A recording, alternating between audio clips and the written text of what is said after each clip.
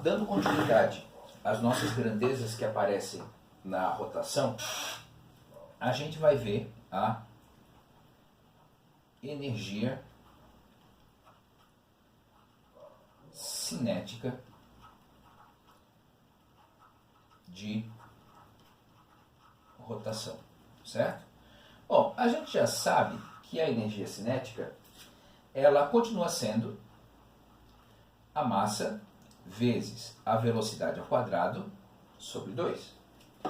Entretanto, quando eu começo a pensar que um objeto real ele é composto de diversas partículas, por exemplo, tá? Essas diversas partículas eu posso calcular a energia cinética total da peça como sendo a massa 1 vezes a velocidade de 1 ao quadrado sobre 2, mais a massa 2 vezes a velocidade de 2 ao quadrado sobre 2, mais a 3, a 4, a 5, até chegar na última ou enésima partícula, com a sua enésima velocidade ao quadrado sobre 2. Quando eu chego nessa equação, eu posso transformar isso daqui como sendo um somatório. Então vai ser o somatório variando o i de 1 até n, já que eu tenho n partículas associadas, onde eu vou ter mi vezes vi ao quadrado sobre 2. Então, essa daqui é a energia cinética associada a uma peça que está girando, por exemplo. Mas se ela está rotacionando, nós já vimos que a velocidade é uma relação entre a velocidade angular e o raio. Então, se eu coloco isso daqui lá dentro, olha só como é que fica a minha equação. K vai ficar igual ao somatório de I de 1 até N de MI vezes ômega I RI ao quadrado sobre 2. Tá certo? Bom, eu posso aqui fazer um ajuste e pensar da seguinte maneira, que o meu K ele vai ser o somatório do I de 1 até N de MI vezes RI ao quadrado vezes ômega I ao quadrado sobre 2. Se eu estou tratando, por exemplo, de um movimento onde esse ômega é igual a uma constante, tá? Então, esse aqui é um termo comum para todo mundo, tá certo? Então, eu posso dizer o seguinte, que o meu K ele vai ser o meu ômega ao quadrado sobre 2, constante e constante, vezes o somatório do I de 1 até N dos meus MI vezes o RI ao quadrado. Bom, vamos cuidar um pouco e pensar nessa grandeza aqui. Essa grandeza aqui, ela está me relacionando a massa de um determinado ponto com a sua posição. Então quer dizer que eu estou associando aqui quanto de massa cada ponto tem. Essa grandeza aqui a gente conhece como sendo o momento de inércia. Tá? Bom, esse momento de inércia ele está associado à sua dificuldade de pôr um objeto em rotação, de parar esse objeto após ter entrado em rotação, mas esse momento de inércia, que a gente vai chamar de I, deixa eu colocar essa tela aqui um pouquinho para cima. Então, o meu momento de inércia, ele é a somatória, quando eu estou pensando em partículas, de 1 até N dos meus MI vezes o RI ao quadrado. Tá certo? Bom, a unidade de medida do momento de inércia. Sistema Internacional, quilograma vezes metro quadrado. Tá certo? Então, se eu sei que agora eu tenho essa outra grandeza chamada momento de inércia, eu posso reescrever a minha energia cinética de rotação como sendo o quê? I vezes ômega ao quadrado sobre 2. Tá? Então, desde que eu conheça o momento de inércia, eu posso chegar a essa conclusão sem muitos problemas. Tá certo? Então, como é que a gente vai fazer o cálculo do momento de inércia?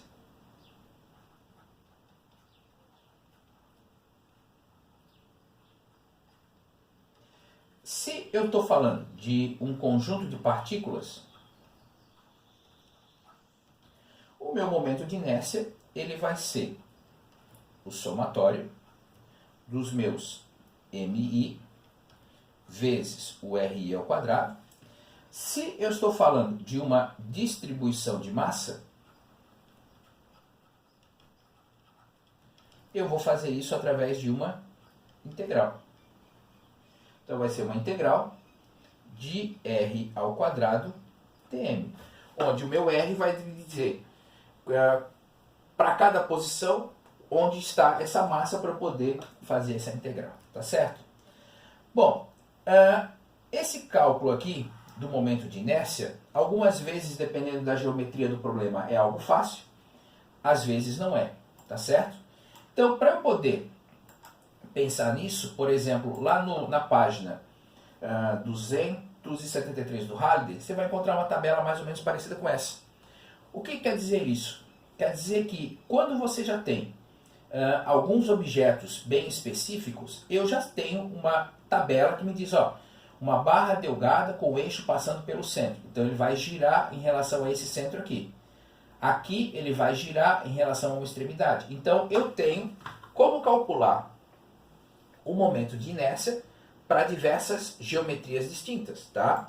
E olha só, por exemplo, aqui as geometrias acabam sempre mudando. Então, normalmente, quando eu tenho uma geometria conhecida, eu consigo encontrar esse momento de inércia através de uma tabela. E isso facilita muito a nossa vida, tá certo? Então, por exemplo, a gente vai resolver agora o problema, o exemplo, né? 1006, que está lá na página 274. Então ele está me dizendo o seguinte, ó, eu tenho duas partículas de massa M e de massa M, tá? Ligadas por uma haste rígida, porém sem massa, então quer dizer que não tem momento de inércia, e elas estão rotacionando exatamente pelo centro delas. Tá?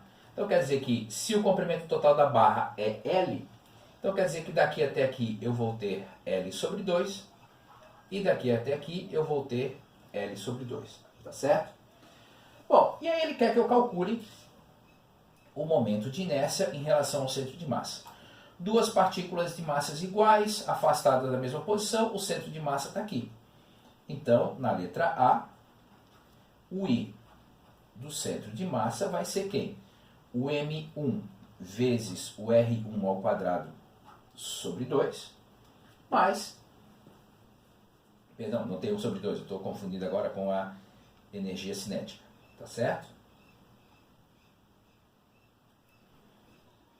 Mais o M2 vezes o R2 ao quadrado, ok?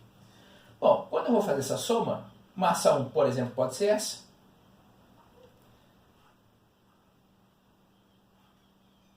A distância daqui até o centro de massa é L sobre 2, mais a outra massa, vezes a distância dela até o ponto aqui sobre 2. Bom, quando você resolve isso, você encontra que o I do centro de massa para essa distribuição, ela vai ser metade de ml ao quadrado. Só que na letra B, o que ele quer que você faça? Na letra B, ele quer que você faça o quê? Bom, a massa está aqui, a massa está aqui, tá? Eu tenho aqui aquela haste sem massa e rígida que une as duas. Só que agora ele quer que você calcule assim, ó, tá, e sobre esse eixo, como é que vai ficar o momento de inércia? Bom, eu já sei que o momento de inércia em relação a esse eixo é conhecida, tá? Então, aqui está o centro de massa. Existe o teorema dos eixos paralelos que me diz o seguinte: se eu quero calcular o I em relação a um outro que não seja o I do centro de massa, eu simplesmente preciso somar a massa total vezes o h ao quadrado. Quem é o h ao quadrado? O h é a distância entre o novo eixo de rotação e o centro de massa. Tá certo? Então vamos lá como é que fica isso. Então o meu I ele vai ser 1/2 de ml ao quadrado, que a gente acabou de calcular, o I de centro de massa, mais qual é a massa envolvida? Bom, nós temos 2m, né? Esse mzinho aqui mais aquele mzinho lá, e o h ao quadrado, que é L sobre 2 ao quadrado, que é a distância que eu desloquei daqui até aqui, tá certo? Bom, depois que você faz isso, você consegue encontrar que o I agora vai ser o quê? ml ao quadrado, tá certo? Bom, a última grandeza que aparece na rotação e que, por exemplo, para vocês que são da engenharia de telecomunicações vai ser muito importante, por exemplo, se você for projetar um motor elétrico, por exemplo, alguma coisa, e nem precisa ser tão grande assim, essa grandeza é o torque, tá? Bom, essa minha letra aqui não fica muito bonitinha, mas o torque, se você procurar lá no livro, é algo parecido com isso. Tá? Então, o torque é a tendência de rotação ou torção em torno de um eixo. Então, vamos analisar, por exemplo, uma porta. Tá certo? Então, aqui eu tenho a minha porta. Tá? Aqui eu vou ter a minha dobradiça. Essa dobradiça aqui é onde vai estar o meu eixo de rotação, tá? E aí você quer abrir a porta. Bom, aí o que acontece? Se, por exemplo, eu venho aqui e faço uma força diretamente na maçaneta, tá? E eu faço essa porta rotacionar, você concorda comigo que eu usei daqui até aqui uma distância R, tá? E essa força e essa distância são perpendiculares. Mas, por exemplo, se por acaso eu usasse para abrir essa porta, tá? Estou tentando aqui desenhar uma porta que seja igual com aquela lá. Por exemplo, uma força assim, você concorda comigo que se eu decomponho essa força ela vai ter uma parte aqui e uma parte aqui. Eu consigo abrir uma porta fazendo força assim? Não dá. Então quer dizer que nesse caso aqui, essa força, essa componente da força que está agindo diretamente sobre a maçaneta, perdão, sobre a dobradiça, ela não realiza torque. Então quer dizer que eu preciso, de alguma forma, pensar como é que eu vou calcular essas situações aqui, tá certo? Então, eu só levo em consideração a força que é perpendicular ao raio para poder calcular o torque. Então vamos pensar assim, tá? Se essa é a minha porta, tá? Se aqui está o meu eixo de rotação e aqui é a direção do meu raio, e se por acaso eu estou fazendo uma força assim, eu tenho entre o raio e a força um ângulo θ. Tá certo? Então, esse ângulo θ aqui, eu tenho que me preocupar e correr atrás desse decomposição aqui. Tá? Porque essa força é que vai me gerar torque. Essa que faz 90 graus com o raio. Então, o que acontece? O meu torque, eu posso escrever ele assim. Torque, ele vai ser o R vezes a força tangencial, que é essa que vai fazer 90 graus. O R e a força tem que ser perpendiculares, conforme eu já havia dito, né? E nessa configuração ali, eu vou ter o quê? R vezes F vezes seno de θ. Bom, essa definição aqui é do produto vetorial, tá certo? Então, generalizando, eu posso pensar o seguinte, que o meu torque, que é uma grandeza vetorial, ele vai ser R vetorial F. Então, quando eu faço R vetorial F, eu tenho que pensar da seguinte maneira, tá? Que o meu torque, ele vai ser um vetor perpendicular simultaneamente ao R e ao F. Isso significa dizer que, por exemplo, se o R está aqui e o F está aqui, tá? E aqui está o meu ângulo θ, com a regra da mão direita, eu vou abraçar, botar o R na palma da minha mão, levar o R até o F, e para onde estiver apontando o polegar, ali está o torque. Então, quer dizer, por exemplo, para esse caso aqui, aqui está o meu torque, fazendo 90 graus com esse cara e 90 graus com esse cara. Tá? Depois eu peço a gentileza de vocês para darem uma olhada sobre essa questão aí, numa videoaulazinha só sobre a regra da mão direita, tá? Mas isso vocês vão ver depois, se vocês já não viram isso em cálculo, que é algo bastante tranquilo, tá certo? Bom, agora vamos pensar. Então, se eu quero abrir uma porta, tá? Então, se eu quero abrir uma porta, aqui está o meu eixo de rotação. Bom, o torque, ele associa o R, o F e o seno do ângulo, tá? Vou considerar que a força que eu estou fazendo já é perpendicular. Então, quanto maior for o raio, menor a força que eu tenho que fazer. Certo? Então, quanto mais perto do meu eixo de rotação eu estiver, eu preciso aumentar a força. Agora vamos parar para pensar, por exemplo, num parafuso. Tá? Se eu quero afrouxar um parafuso, e eu tenho aqui a minha chave de boca, tá? No parafuso, para eu afrouxar ele, eu tenho um torque específico.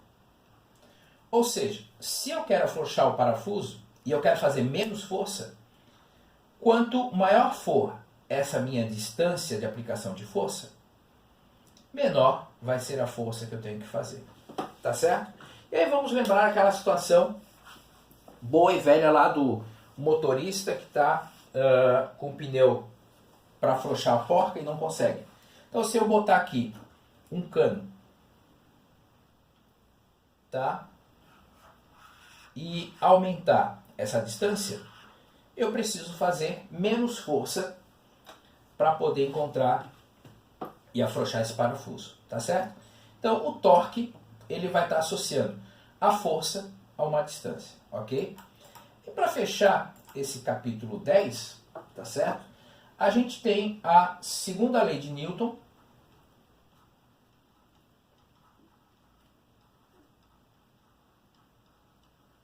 para a rotação.